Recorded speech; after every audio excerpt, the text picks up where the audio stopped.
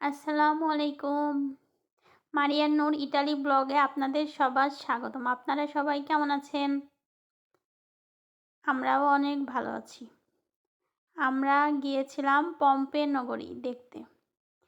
সেইখানে গিয়ে অনেক কিছু জেনেছি ও দেখেছি, যা আপনাদের মাঝে সবকিছু আমরা শেয়ার করব। এখন যে জিনিসগুলা দেখা যাচ্ছে এগুলো কি জানেন?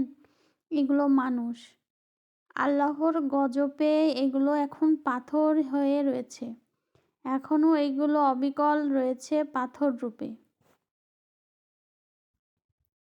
৭৪ খ্রিস্টাব্দের এক ভরদুপুর আত্মহারা খোদাবিমুখ পম্পের অধিবাসীরা আনন্দে উল্লাসে নিজেদের মত্ত রেখেছিল।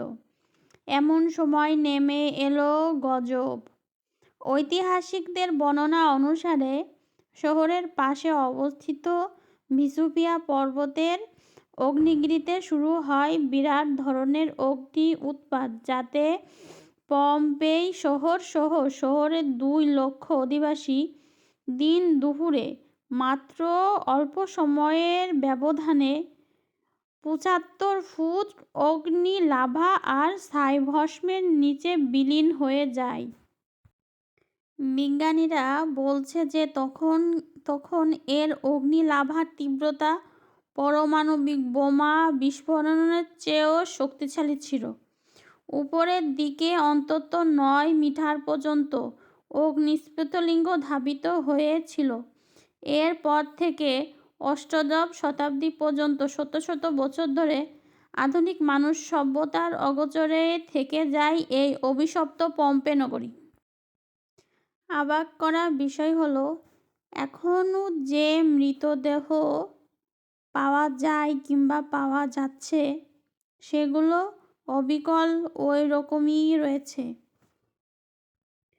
কালের বিবর্তনে কয়েক হাজার বছরের পুরাতন সেই প্রাণকেন্দ্র পম্পেই নগরী এখনও আবার সেই পর্যটন কেন্দ্রে পরিণত হয়েছে। কিন্তু চির উন্নত সেই পম্পেই নগরীর ইতিহাসের অভিশপ্ত নগরী হয়ে মানুষের শিক্ষা গ্রহণের পাঠশালা হয়ে আত্মপ্রকাশ করেছে। বর্তমানে ইতালি সরকার বাণিজ্যিক উদ্দেশ্যে এই নগরীকে ঐতিহাসিক জাদুঘর রূপে রূপান্তর দিচ্ছে। জাতিসংঘের তথ্য অনুযায়ী সেখানে বছরে প্রায় ২৫ মিলিয়ন পর্যটন ভ্রমণ করে। অভিশপ্ত পম্পেই নগরী থেকে মহান আল্লাহ আমাদের শিক্ষা গ্রহণের তৌফিক দান করুক। এই নগরীটি অনেক সুপরিকল্পিতভাবে তৈরি করা হয়েছে। পানি চলাচলের জন্য সুব্যবস্থা রয়েছে। যাতায়াত করার জন্য সুপ্রশস্ত রাস্তা রয়েছে। আমরা এখন একটি বাড়ির ভিতরে প্রবেশ করছি। বাড়ির ভিতরে প্রবেশ করার যে প্রথম ফটক রয়েছে, সেগুলোর প্রশস্ত দেখছেন?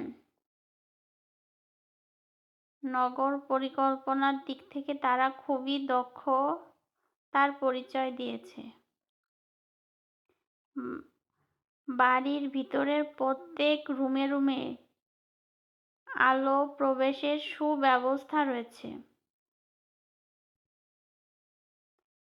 দেখেছেন কত সুন্দরভাবে, কত নিপুণভাবে তৈরি করা হয়েছিল এই নগর সভ্যতা।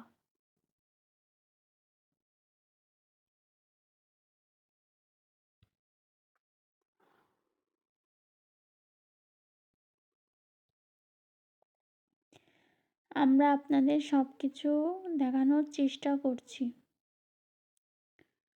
এই যে একটি বক্সের ভিতর একটা মানুষ রূপে মূর্তি দেখা যাচ্ছে, এটি আসলে মানুষ, আল্লাহর গজবে পাথর হয়ে গেছে। এই নগরীর মানুষের কোনো কিছুরই অভাব ছিল না। এইগুলোর ভিতরে বৃষ্টির পানি সংরক্ষণ করে রাখা হতো।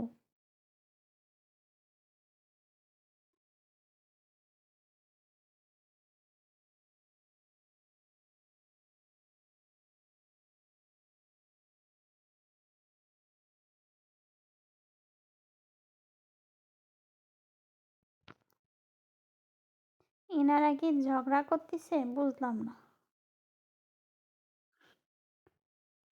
এখন আমরা গেট দিয়ে প্রবেশ করতেছি, হঠাৎ একজনের উপর চোখ পড়ে গেল। আসলে লোকটি এই যে এই লোকটি এই লোকটি দেখতে এসেছে, সে নাকে অক্সিজেন নিয়ে দেখতে এসেছে। মানুষের কত প্রকার শখ আছে, এখানে না আসলে বুঝতে পারতাম না। আমার ভিডিও যদি আপনাদের ভালো লাগে তাহলে আমার ফেসবুক পেজকে অবশ্যই ফলো করবেন এবং আমার ইউটিউব চ্যানেলকে আপনারা সবাই সাবস্ক্রাইব করবেন। তাহলে আমি নতুন নতুন জায়গায় গিয়ে আপনাদের জন্য ভিডিও বানাবো। আসলে আমরা কোন গেট দিয়ে ঢুকে কোন গেট দিয়ে বেরোচ্ছি, কোনটা দেখছি না, নিজেরাই বুঝতেছি না। যাচ্ছি, সামনে যেটা বাধে সেটা দেখতেছি, আর যেটা বাধি নেই কিংবা যেটা আমরা দেখি নেই সেটা না দেখে হয়তোবা চলে যাচ্ছি। এত অলিগলি থাকলে আসলে চলাচল করা খুবই কষ্টসাধ্য ব্যাপার হয়ে যায়। তারপরে আমরা তো সবাই নতুন। আমরা এখন একটা রুমের ভিতর প্রবেশ করলাম। সামনে সবাই সিরিয়াল দিছে যে কি যেন আহামরি দেখতেছে। আমিও দেখবো, না দেখে তো আমার এখান থেকে যাওয়ার কায়দা নেই। এখানে কি একরকম অমূল্য জিনিস আছে, দেখা লাগবে।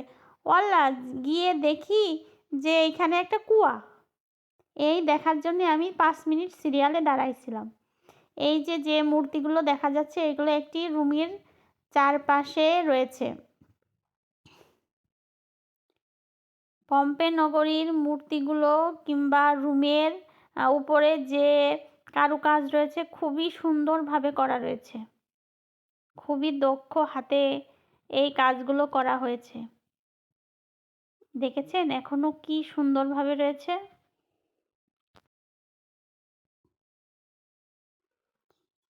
আমরা চারপাশে সবকিছু খুঁটিয়ে দেখছি। আবার আমাদের একটি জিনিসের উপর নজর গেল। এইটা সম্ভবত আগের আমলের কোনো খাট হবে কিংবা কোনো বসার কোনো কিছু হবে, যেগুলো লোহার তৈরি।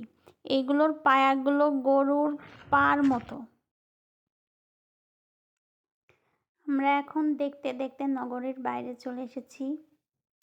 ইট পাথরের বাড়িঘর থেকে অনেক খোলামেলা একটা পরিবেশ, চারপাশে শুধু সবুজ আর সবুজের সমারোহ। চারপাশে যে গাছগুলো দেখা যাচ্ছে এগুলো আনার গাছ ও কিছু ফুল গাছও দেখা যাচ্ছে। ইটালিতে প্রায়ই এই ফুল গাছ চোখে পড়ে, কি নাম জানি না, লাল লাল ফুল।